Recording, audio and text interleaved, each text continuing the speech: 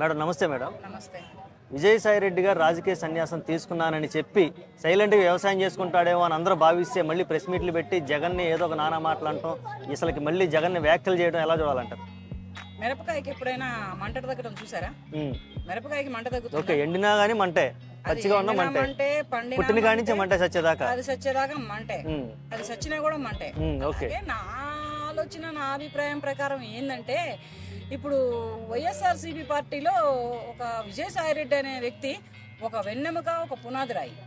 జగన్ గారి చేతి కింద నీళ్లు తాగి తాగి ఎన్నో చెప్పి ఉంటారు, ఎన్నో రకాలుగా ప్రయత్నించి ఉంటారు.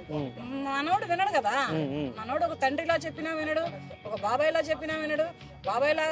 బాబాయ్నే ఇది చేసినటువంటి వ్యక్తులు బాబాయ్ లాగా చెబితే, బాబాయ్ లాంటి వాళ్ళు చెబితే వింటారా? వినరు. విననప్పుడు ఏంటంటే వీళ్ళు ఇక వినడు. వీడెట్టయినా చాలా సార్లు ట్రై చేసి ఉంటాడు, చెప్పి చెప్పి విసుగు పుట్టిపోయింది విజయసాయి రెడ్డి గారికి. అందుకని చెప్పే నేను రాజకీయాల నుంచి తప్పుకుంటున్నాను, నేను రాజకీయ సన్యాసం తీసుకుంటున్నాను, నేను వ్యవసాయం చేసుకుంటున్నాను అని చెప్పడం అంతా అదంతా బలోపేతం ఏం లేదు. అదంతా ప్రజల్ని మభ్యించడానికి, మభ్య పెడతానికి మాత్రమే. వాటిలో ఏ నిజాలు లేవు. ఇప్పుడు ఈయన కొత్తగా నేను తప్పుకుంటున్నానని చెప్పేసి తప్పుకొని మరి మిరపకాయ మంట తగ్గుతుందా? గోంగూర పులుపు తగ్గుతుందా? అది ఉడికినా పులిపే, పచ్చిగా ఉన్నా పులిపే, ఏ రకంగా వండుకున్నా దానిలో పులుపు తగ్గదు, ఈ మిరపకాయలో మంట తగ్గదు. అలాగే ఇప్పుడు ఈయన ఇక ముందలే ఆలోచించుకొని తప్పుకున్నారనమాట. ఎలాగంటే ఇప్పుడు పోసాని కృష్ణమురళి గారిని వేశారు, తర్వాత మన వల్లభనేనినా లేకపోతే ఎవరినో వేశారు, లోపల అనిల్ వేశారు, బోరుగడ్డ అనిల్ వేశారు. బోరుగడ్డ అనిల్ వేశారా? అదే అండి, ఆయన చీరాల ఎంపీ.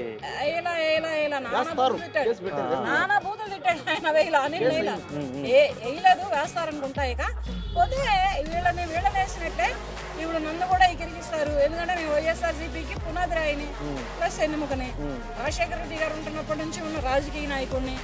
ఇవన్నీ ఆలోచించుకొని ఈ పోసాని గారిని లోపల వేయక ముందలే ఈయన కళ్ళు తెరుచుకొని తప్పుకున్నారు అనమాట. సైలెంట్ గా పక్కగా తప్పుకున్నాడు. పక్కగా తప్పుకొని ఇప్పుడు ఈ అవసరమైతే సైకిల్ ఎక్కుదామా, లేకపోతే కమలం పట్టుకుందామా, లేకపోతే అస్తం ఎత్తుదామా అని ఫ్యాన్ దిగాడు. ఇంతే, ఫ్యాన్ మాత్రమే దిగాడు. ఇప్పుడు ఎక్కేవి చాలా ఉన్నాయి. ఎక్కితే మళ్ళీ సైకిల్ ఎక్కొచ్చు, లేకపోతే మళ్ళీ గ్లాస్ పట్టుకోవచ్చు. నేను అప్రవరణ అయిపోయాను, నేను మీకు సరెండర్ అయిపోతానంటే అయిపోయా ఒక మాట. ఒకటి మళ్ళీ గ్లాస్ పట్టుకోవచ్చు, లేదంటే సైకిల్ ఎక్కొచ్చు, లేకపోతే కమలం భుజాన్ని వేసుకోవచ్చు, లేదంటే జై వస్తాం. ఓకే, అందుకేనా జగన్ మీద మళ్ళీ కొంచెం ఇప్పుడు చిన్న చిన్నగా మళ్ళీ కొన్ని ఆసక్తికర వ్యాఖ్యలు, సంచలన వ్యాఖ్యలు చేయడం మొదలు పెట్టారు అనుకోవచ్చా? చాలా వరకు ఏంటంటే ఇప్పుడు ఎక్కడ తీగలాగితే ఎక్కడ డొంక కదిలితో అందరికీ తెలుసు. ఎక్కడ తీగ లాగాలో ఎక్కడ డొంక కదిలించాలో కూడా అందరికీ తెలుసు. ఈ లాగే తీగ ఎవరు లాగుతారో, ఈ కదిలించే డొంకని ఎవరు కదిలిస్తారు. ఇప్పుడు ఒక్కొక్కళ్ళని లాగుతున్నారు కదా, చిన్న చిన్న మిరపకాయలన్నింటినీ లాగుతున్నారు బయటికి. మొన్నటిదాకా నూనె లేకున్నా కానీ కయ్య కయ్య కయ్య కయ్యమని ఎగిరినాయి. ఇప్పుడు ఆ ఎగిరినాటిలన్నింటినీ కూడా వేస్తున్నారు ప్రస్తుతానికి. మరి ఎవరిని వదిలిపెట్టరంట. రేపు రాబోయేది మన జగనన్న ప్రభుత్వమేనంట. జగనన్న ప్రభుత్వం వస్తే ఇటువంటి మన కక్షపూరితమైనటువంటి పాలనలు, కక్షపూరితమైనటువంటి చర్యలకి చర్మగీతం పాడతారంట. చాలా ఆడవాళ్ళు అయి ఉండి కూడా చాలా భయంకరంగా మాట్లాడుతున్నారు. ఓకే, ఏదైతే 10 సంవత్సరాలు వైసీపీకి పనిచేసి ఒక పెద్ద తలకాయగా ఉన్న విజయసాయి రెడ్డి గారు ఒక చిన్న ప్రెస్ మీట్ పెట్టి కొంత వ్యాఖ్యలు చేయగానే ఆల్రెడీ ఇంకా వాళ్ళ ఛానల్లో, వాళ్ళ పర్సనల్ ఛానల్లో విజయసాయి రెడ్డి కౌంటర్ అంటూ వరుస పెట్టేశారు. గత ప్రభుత్వంలో ఎలా అయితే జనసేన పార్టీని, టీడీపీని తిట్టారో ఇప్పుడు సొంత వాళ్ళని కూడా తిట్టడం మొదలుపెట్టారు. దీన్ని ఎలా చూడాలంటారు?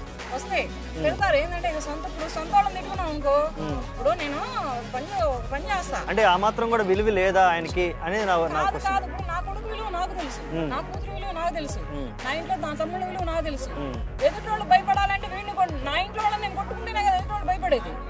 ఇప్పుడు నా ఇంట్లో నేను కర్ర, కత్త, బెల్ట్ ఏదో తీసుకొని రోడ్ల మీద ఉరికిచ్చి కొట్టాను అనుకో, అమ్మో ఏందిరా బాబు వాళ్ళని ఆ రకంగా కొట్టుకుంటుంది, మనం వెళ్ళి గెలికామనుకో మనల్ని వేరే బాధుడు బాధిద్ది, వద్దురా బాబు సైలెంట్ గా తప్పుకుంటారు. అట్లాగే ఫస్ట్ వాళ్ళ పార్టీలో వాళ్ళ నాయకులనే తిట్టుకుంటే వీళ్ళు సైలెంట్ గా ఉంటారని వీళ్ళ ఉద్దేశం. కానీ వీళ్ళు ఎలా వదిలిపెట్టము, మా ప్రభుత్వం వచ్చేది మా ప్రభుత్వమే, గెలిచేది మేమే అని ఎలా వదిలిపెట్టము, ఒక్కొక్కళ్ళు ఈసారి వస్తే తాడ తీస్తామని ఎలా సవాలు విసురుతున్నారో ఇప్పుడు ఆ తాడ తీయడం మాత్రం వీళ్ళు మొదలు పెట్టారు. ఓకే, నెక్స్ట్ జగన్ గారి నుంచి ఎవరు విడిపోయే అవకాశం ఉందంటారు? సజ్జల గారు కలిసి ఉండే అవకాశం ఉందా? ఆయన కూడా విజయసాయి రెడ్డి బాటలో ఏమైనా వచ్చే అవకాశం ఉందంటారా? మొత్తం వస్తారు, ఒకళ్ళమ్మట ఒకళ్ళు పక్కగా తప్పుకోవడమా, లేకపోతే వ్యవసాయం చేసుకోవడమా, ఇక ఈ రాజకీయాలు చాలరా బాబు, ఈ జైలు జీవితాలు చాలరా బాబు, ఈ న్యాయస్థానాలు చాలరా బాబు. ఎందుకంటే మరి మాలలో ఉన్నటువంటి విజయసాయి రెడ్డిని కూడా వదిలిపెట్టలేదు. ఒకప్పుడు మాలలో ఉన్నాడు, అది వైఎస్ఆర్సీపీ అధికారంలో ఉంది. అది అధికారంలో ఉన్నప్పుడే మరి సెంట్రల్ గవర్నమెంట్ పట్టుకుందో, మరి లేకపోతే రాష్ట్ర గవర్నమెంట్ పట్టుకొని లోపలేసి మొత్తం చింతపండు చేసింది.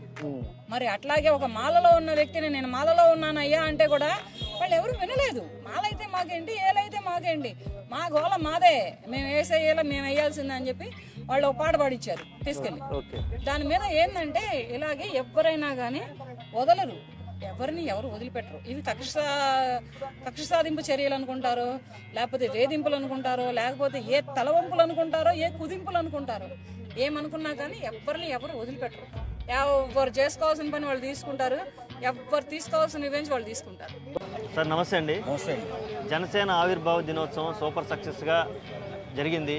కానీ అందరికీ ఉన్న ఆలోచనలు ఏంటంటే, అరెర్రే వర్మ ఏడి, అరెర్రే వర్మ రాలేదేంటి, ఆయన చుట్టూ తిరుగుతుంది తప్పితే మరి అసలు ఆ వర్మ గురించి ఏం చెప్పాలనుకుంటున్నారు మీరు? వర్మ గురించి పవన్ కళ్యాణ్ గారికి ఏం సంబంధం అండి? ఇది జనసేన ఆవిర్భావ సభ. ఆయన తెలుగుదేశం, ఒకవేళ పిలిచారో పిల్లలేదో మనకు తెలియదు, కానీ ఆయన తెలుగుదేశం నాయకుడు, ఒకప్పుడు ఎమ్మెల్యే. వాళ్ళకి స్టేజ్ మీద పిలవరండి. ఎందుకు పిలవరంటే ఇది జరుగుతున్నటువంటి జనసేన ఆవిర్భావ సభ. అయినా అతని గురించి అంతా పట్టించుకోవడం నాకు అర్థం కాదు. వర్మ గురించి ఇప్పుడు అంత ఇంత గ్రాండ్ సక్సెస్గా జరిగే, మామూలుగా వాళ్ళకి వైసీపీ వాళ్ళు నిద్ర పట్టట్లేదు. వాళ్ళు ఏం చేస్తున్నారంటే ఇలాగే ప్రాపకుండా తిప్పుతున్నారనమాట. వాస్తవంగా వర్మ గారి బాధ్యత ఎవరిది? చంద్రబాబు నాయుడు గారు. వర్మ గారికి ఉద్యోగం ఇవ్వాల్సిన వాళ్ళు ఎవరు? చంద్రబాబు నాయుడు. చంద్రబాబు నాయుడు గారి ఆలోచన ఎలా ఉందో మనకు ఎవరికే తెలియదు. అలాంటప్పుడు ఈ వర్మ రాజకీయం ఏంటి? కర్మ కాకపోతే కాదు, ఈ వర్మ రాజకీయం ఏంటన్నా ఈ దరిద్రం. ఆయన గురించి నిన్న ఇప్పుడు ఈ అన్ని ఎలా చేస్తున్నారు కాబట్టి నాగబాబు అలా మాట్లాడాడు. ఇప్పుడు ఎవరో లేకపోతే, ఇప్పుడు నేను లేకపోతే ఈ ప్రపంచం నడవదు అనుకున్నాను ఎవడో. అలాగా ఎవరు లేకపోయినా ఎవరన్నా గెలిచేవాళ్ళు గెలుస్తారు, పోయేవాళ్ళు పోతారు. ఇది మాత్రం వాస్తవం. గెలిచినప్పుడు పొత్తు ధర్మంగా చంద్రబాబు నాయుడు గారు సీటు నువ్వు పోటీ చేయకపోతే అది పవన్ కళ్యాణ్ గారికి ఇచ్చామంటే ఆయన ఆగిపోయాడు. ఆగిపోయి పవన్ కళ్యాణ్ గారు కూడా తిరిగి సంతోషం హెల్ప్ చేశాడు, కాదని ఎవరు అన్నారు. దానికి పవన్ కళ్యాణ్కి ఏం సంబంధం? ఆ లెక్కనైతే 134 నియోజకవర్గాల్లో తెలుగుదేశం పార్టీ గెలిచింది. ఈ 134 నియోజకవర్గాల్లో జనసేన నాయకులు క్యాడర్ మొత్తం పనిచేసింది. మరి వాళ్ళు కూడా 134 పదవులు అడుగుతారు. ఇస్తాడా చంద్రబాబు నాయుడు? ఇస్తాడా? టీడీపీ గెలవడానికి కూడా జనసేన ఓటర్లు వేసి ఉంటారుగా. ఓట్లు లేకుండా ఎలా గెలుస్తాడు? అసలు వాస్తవంగా పొత్తు ధర్మం లేకపోతే ఎవరెక్కడ గెలిచాడో అందరికీ తెలుసు, ఎవరెక్కడ పోయేవాడో అందరికీ తెలుసు. ఇవన్నీ తేలిక మాటలు. పవన్ కళ్యాణ్ గారిని విమర్శించాలని, పవన్ కళ్యాణ్ లాంటి వ్యక్తిత్వం ఉన్న మనిషి లేడబ్బా ఇప్పుడున్న రాజకీయ నాయకులు. అలాంటి వ్యక్తిని ఎవడు తొక్కాలని ప్రయత్నించినా వాడు మరుగున పడిపోతాడు, నాశనం అయిపోతాడు. అంతే తప్ప ఈ వర్మ రాజకీయం తీసుకొచ్చి ఇందులో పెట్టడానికి గల కారణం ఎవరిదన్నా మనం ఉండొచ్చు. ఇప్పుడు ఒక నాయకుడు పిఠాపురానికి ఉన్నప్పుడు రెండోసారి నెక్స్ట్ ఎలక్షన్లో ఏమో వర్మ గారికి ఏదైనా అవకాశం కల్పించాలని చూస్తున్నారమ్మా చంద్రబాబు నాయుడు. ఈ తొందరపడ్డం ఎందుకు? ఓపిక ఉండాలి కదా. ఓపిక లేకుండా ఏంటి ఈ డ్రామా? ఏంటంటే వర్మ డ్రామా, చంద్రబాబు నాయుడుకు నాకు గొప్ప దేవుడు, లోకేష్ బాబు నాకు దేవుడు అంటూనే వాళ్ళ అనుచరులతో పవన్ కళ్యాణ్ మోసం చేశాడు అన్నట్టుగా ప్రాపకాండ తయారు చేస్తున్నాడు. ఇది తగదు బాబు, వర్మ బాబు. ఇది నీ నీచ రాజకీయానికి పరాకాష్ఠది. పొత్తులో భాగంగా ధర్మంగా నువ్వు ఉండేలాగా ఉండు. పవన్ కళ్యాణ్ గారు పర్యటనలో భాగమై నువ్వు సేవా కార్యక్రమంలో నిమగ్నమైతే నువ్వు దేవుడిగా నిలిచిపోతావు. లేకపోతే మూర్ఖుడిగా, ఎందుకు పనికిరాని వ్యక్తిగా చరిత్రలో నిలిచిపోతావు. ఎందుకంటే పిఠాపురాన్ని పరిపాలించేది ఒక దైవాంశ సంభూతుడైనటువంటి పవన్ కళ్యాణ్ గారు.